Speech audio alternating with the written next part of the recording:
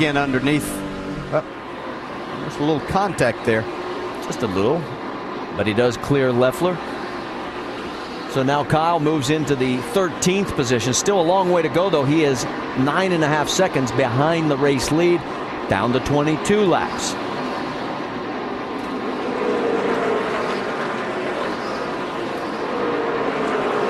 Now he's going to try the high side on Allgaier.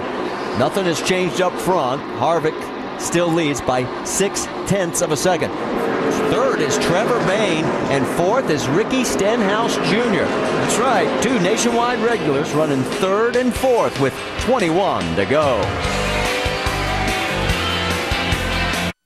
Race leader Kevin Harvick coming up on the 23 of Coleman Presley. Presley is running 25th right now, soon to be 2 laps down. Here is Paul Menard as he is running 7th with Clint Boyer and Carl Edwards right behind him. All of a sudden, here's Justin Allgaier getting ahead of Elliott Sadler. That is for 12th position.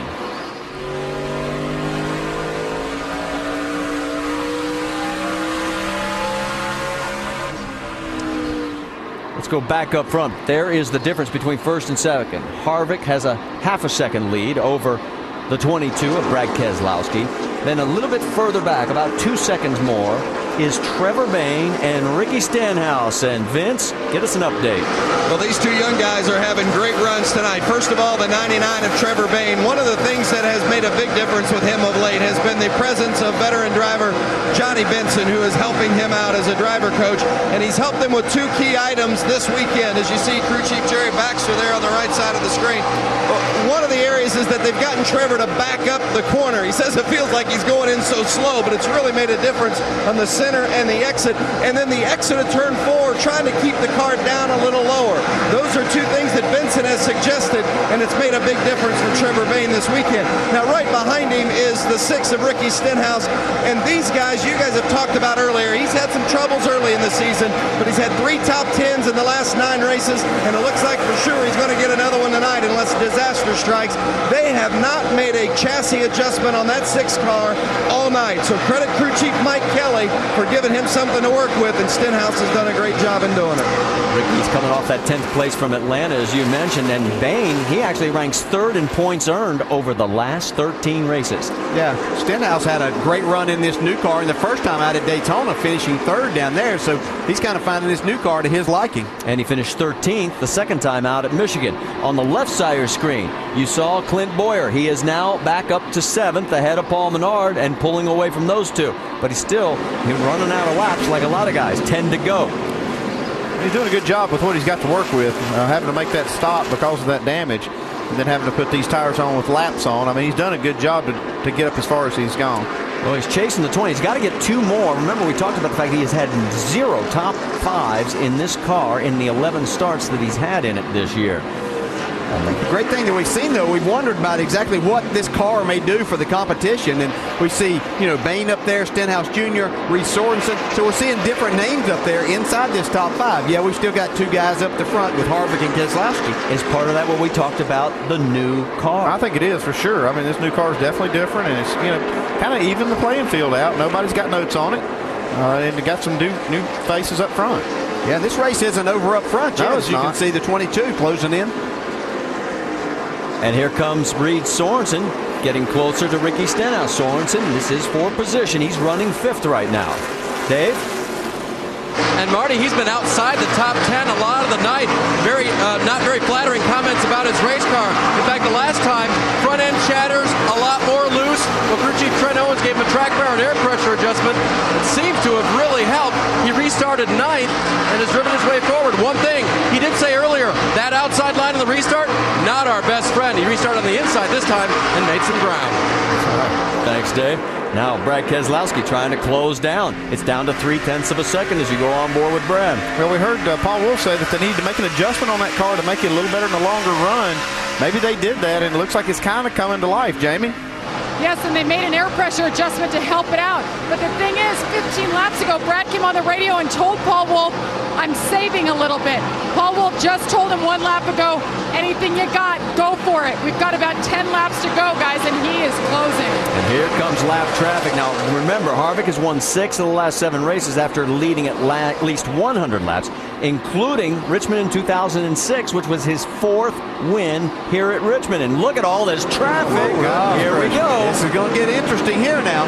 Harvick's going to try and split the middle. Now he tucks down low. Well, he likes that bottom side, though. That's where he really wants to be. Keselowski right behind him. That's Hermie Sadler. He's multiple laps down. Keselowski dive into turn 1. Michael Annett in front of both of these guys. Annett trying to stay on the lead lap. He is the last car, 20th position on that lead lap. Man, Harvick did a great job to thread the needle there. Man, he sure did. But here comes Keselowski. He's going to try to make another run on the high side. See right there, Kevin having a little tough time. Yeah, this is where Annett, you want to stay on the lead lap, but you got to yield to the leaders here. Here comes Keselowski. 2 laps to go. Harvick hanging on. Oh, he gets Harvick's out of shape. Can Keselowski take advantage? Harvick dove down in. Oh, he locks it up. He had to do that to keep him running into him. You don't think these guys are driving hard? Man. White flag. White flag out. 3/4 of a mile to go. Who's going to win this one? Harvick has led the most laps tonight, 169 of them. Keselowski was 2 laps down at one point in this race, has come back with a tremendous run, and he's going to try the high side. Here we go. Hang on. Here's his shot if he can get the run up there. Oh, he slides it. Oh, no, he's not going to make it. What a finish. Harvick over Keselowski. 3rd place goes to Trevor Bayne. Ricky Stenhouse, a great finish for him. Dana's having. Hamlin, Boyer, Menard, Kyle Edwards, 6 through 10. What a great run, guys. That was a great finish. Good job. Keselowski won back here in the spring with a last lap pass, if you remember, over Greg Biffle. He almost did it again.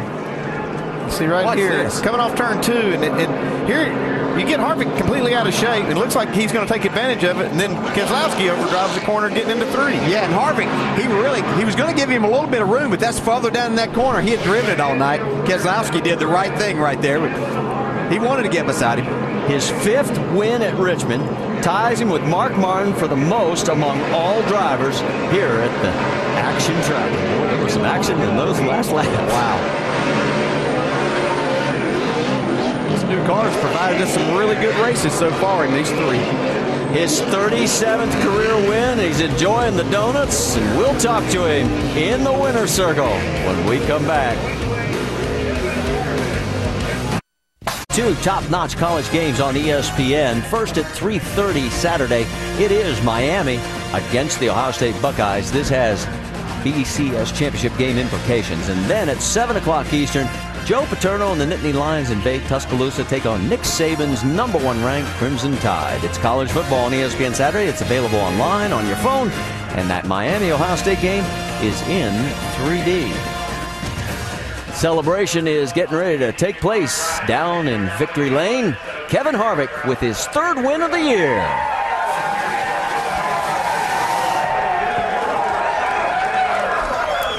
Hey, Jamie, last time he did this was 06. He went on the next night to win the Cup race. Let's talk to him. Yes, he did. 4 years now. Wow, that was quite a celebration. Confetti everywhere and all kinds of stuff flying through the air. Kevin, what were those last 3 laps like, maneuvering through lap traffic? Keselowski all over you. How much fun was it? Yeah, I caught lap traffic in the wrong spot for me, right spot for him.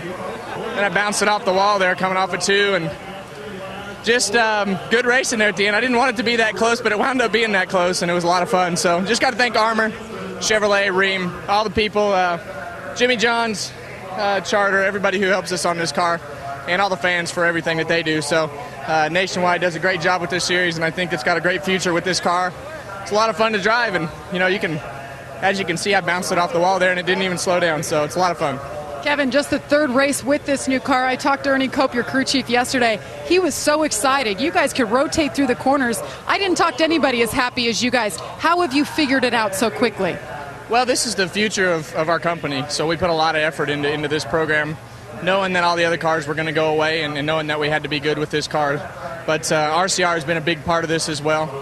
with the engines, all of their chassis, all their engineering and aero guys have been kind of everybody's been working together. So I feel like we got started on the right foot. Usually when you get started in the right direction, you can keep it going that way. Last time you were in victory lane here in the Nationwide Series, 2006, you swept the weekend. How's your car for Cup tomorrow? I think our car's pretty good. It's going to be a little bit different.